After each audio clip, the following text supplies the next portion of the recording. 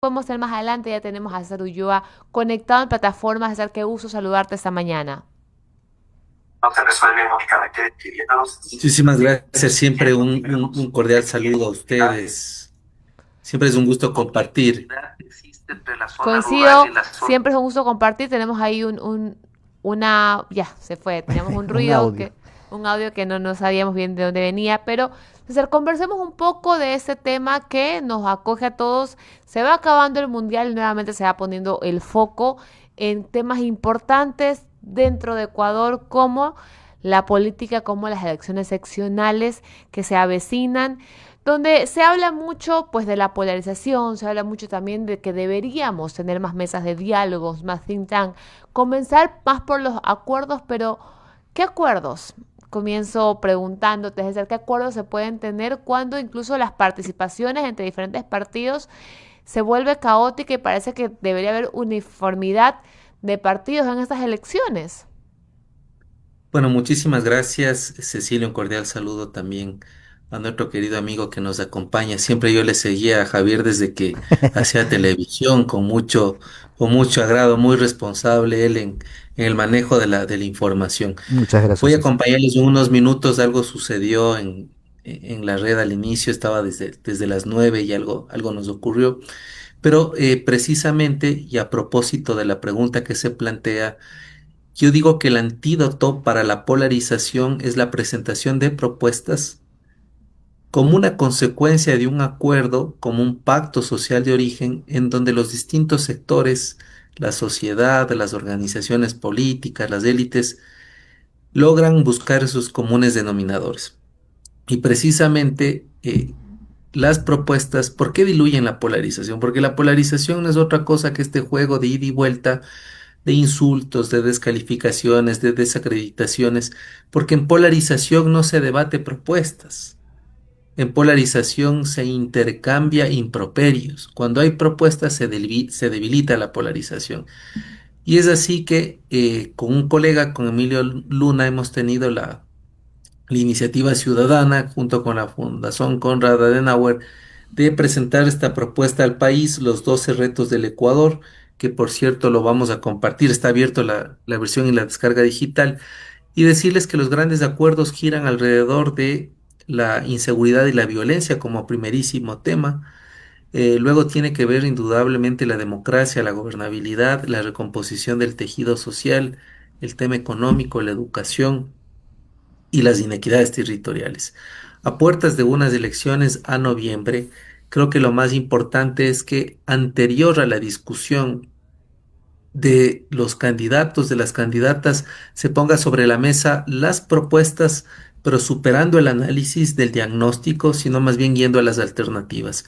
Y creo que dentro de las cosas que en materia de inseguridad para los gobiernos autónomos descentralizados, desde la parte menor que es juntas parroquiales, concejalías, alcaldías y prefecturas, tiene que ver con, ¿no es cierto?, una serie de medidas que procuran tener una visión en conjunto. Por ejemplo, yo creo que es clave combatir la inseguridad pese a las limitaciones que tienen los gobiernos locales en una interlocución con el gobierno central, corriéndose de estas dos dimensiones que han, yo digo, monopolizado la opinión, que es o el securitismo o las reformas al Código Integral Penal en cosas como las siguientes. Creo que hay que trabajar mucho en la prevención de la delincuencia, de la violencia en la parte educativa inicial, bachillerato superior. Creo que es importante, ¿no es cierto?, recuperar los espacios públicos. Creo que se debe trabajar en adecentar la vida, sobre todo de las zonas urbano-periféricas y de las rurales, indudablemente. Creo que hay que perseguir la ruta de la economía criminal del dinero, pero también es un secreto a voces en las localidades cuando hay enriquecimiento ilícito, lavado de activos y cuando prácticamente es un secreto a voces lo que sucede dentro de algunos cantones, dentro de algunas provincias. Creo que es necesario volver al diálogo gobierno central, gobiernos autónomos descentralizados. Si seguimos haciendo pirotecnia, muchas veces luminosa, pero sin ni siquiera ya sonido, creo que ahí tenemos un problema bastante serio, Cecilia. Pero ¿cómo hacemos que estas ideas o es todo eso que comentas es necesario e importante deje de ser utópico y pueda aplicarse en la política ecuatoriana, donde lamentablemente, como bien mencionabas al principio, pareciera a veces que no se discuten ideas, que no se discuten propuestas, sino el intercambio de peyorativos y calificativos de unos a otros, donde pareciera que no le dejan espacio a la oportunidad, al diálogo, a la oportunidad de comenzar a discutir la visión de países e incluso los acuerdos, porque el enemigo común en Ecuador lamentablemente no es la inseguridad, no es la desnutrición infantil, el enemigo que se genera es el bando contrario. Bueno, yo creo que cuando nosotros le quitamos el monopolio de la atención pública a la polarización y empezamos a discutir propuestas y no nos entretenemos en el insulto del uno hacia el otro, creo que ya hemos hecho muchísimo. Creo que el tema de trabajar en concienciar a la ciudadanía, en términos de buscar alternativas con todas las crisis que tenemos, por cierto, sucesivas, a veces simultáneas, y es bastante. Lo segundo es la recomposición del tejido social. Apenas uno de cada 10 personas cree en el otro, lo que quiere decir que el capital social es indispensable para la constitución de la convivencia pacífica. Y lo tercero, que hay que dejar ya vicios. Yo creo que este tema de refundar el país, de no saber construir sobre lo construido, de no reconocer al adversario, aun cuando el adversario tenga alguna propuesta inteligente, es complejo.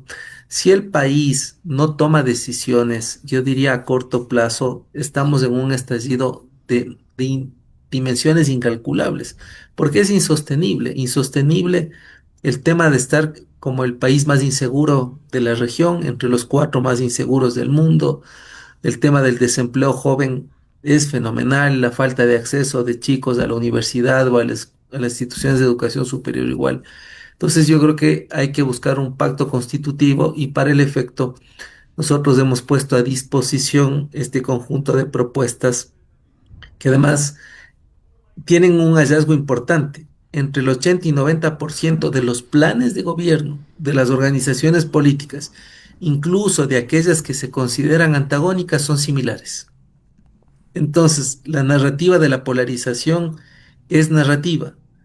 En la presentación de los planes de gobierno es bastante diferente, Cecilia.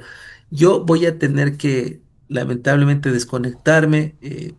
Estaba previsto mi intervención hasta las 9:30, pero siempre quedan, ¿no es cierto?, muchos motivos para seguir conversando y más bien me quedo con estas tareas pendientes de responder tus inteligentes preguntas en una próxima. Permítame, antes de la desconexión, solamente agradecerle y darle una idea, lamentablemente, en vista de que hay una generación que no lee, creo que debería conocer esta información, estas brillantes propuestas plasmadas en ese libro, también hacerlo de forma audiovisual para que por lo menos de forma de cápsulas las nuevas generaciones se vayan educando y construyendo con esas nuevas ideas. Te agradezco, César, por tu tiempo.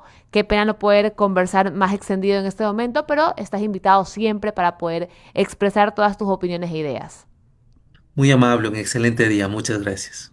Muy Gracias, bien. César. Ahí tuvimos a César Ulloa, que lamentablemente, producto de las complicaciones de conexión, no pudo extenderse en sus